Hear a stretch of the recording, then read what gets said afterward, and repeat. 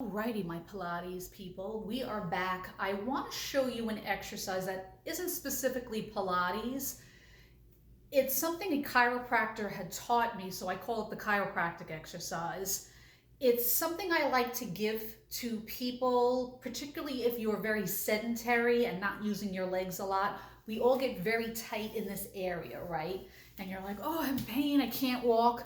This is a great one to do. You don't have to get down to the floor. Everybody has a kitchen counter, which is where I brought you.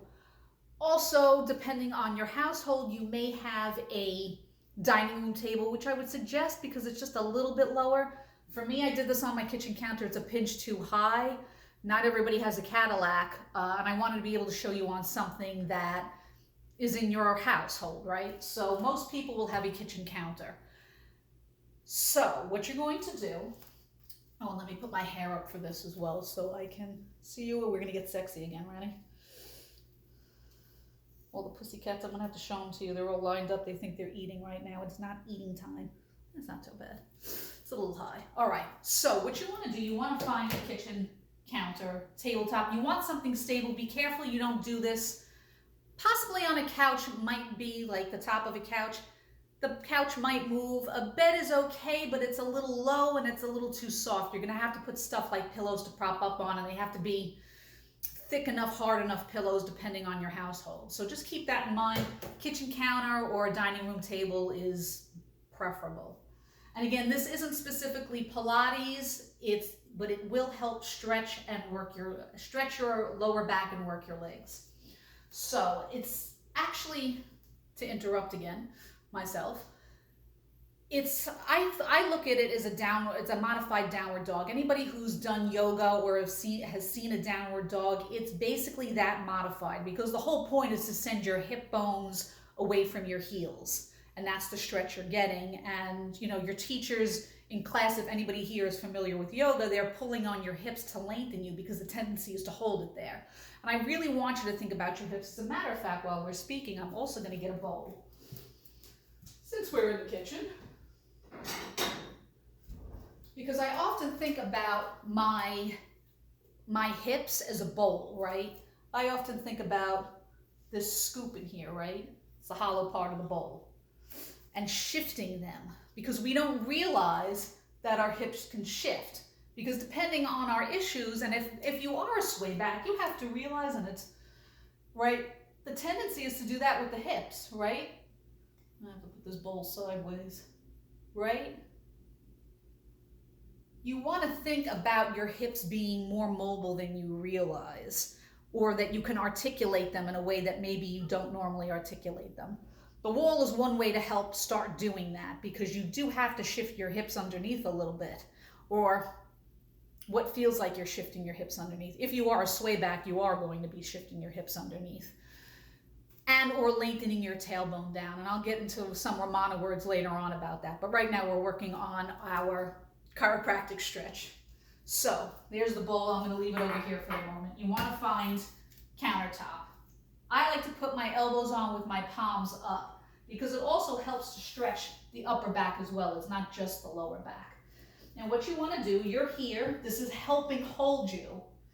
Bend your knees a lot, and this one you'll stay parallel, even if because again, it's not specifically a Pilates exercise where you work heels together, toes apart. And you want to walk back about the length of your body, right? Keeping your elbows on. Try not to let them slide back with you. Try to keep them here. And feel your rib cage pull in, and squat. Make sure your knees are over your toes, because if you're too far forward, your knees are going to go over the toes the wrong way. Let me just back this up a pinch more so you can see my feet.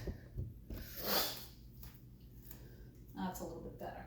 So we're on, backing up,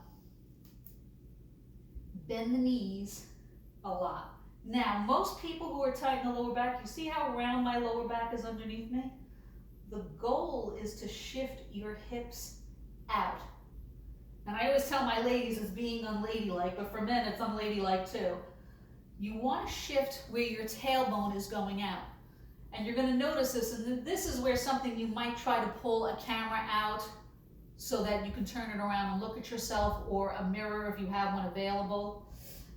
And find where you're doing that, because you want to be able to shift your hips out only without changing the body or lifting the waist.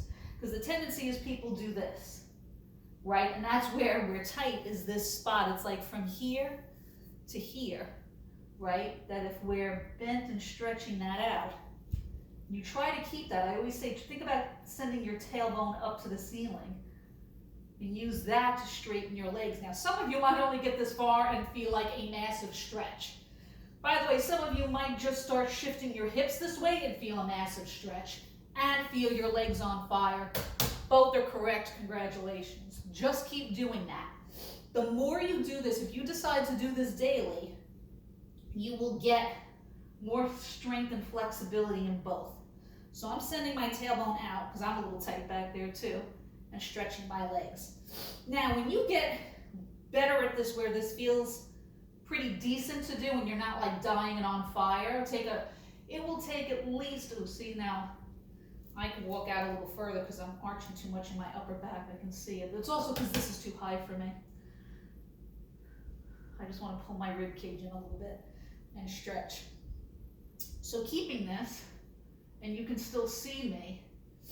Again, when this starts feeling a little bit better and more doable, you can go, and depending on the pain in your body, you can go a little side to side. Now you can shift your hip to your heel, right and left, or depending on your strength and flexibility, you can kind of wag your tail like a dog, right?